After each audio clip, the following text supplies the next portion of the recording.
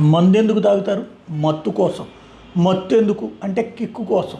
Kick ఎందుకు అంటే పొద్దునుండి రాత్రి దాకా పడే కష్టానికి రిలాక్స్ అంటారు.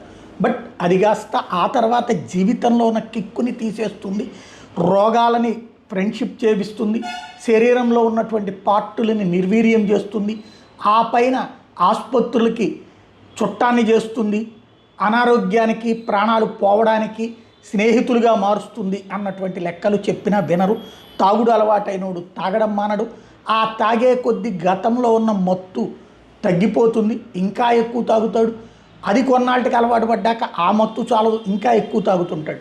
ఇట్లాంటి వాళ్ళకి ఇప్పుడు ఈ కల్తీ లిక్కర్ పాయింట్ ఒక కాన్సెప్ట్ అయింది.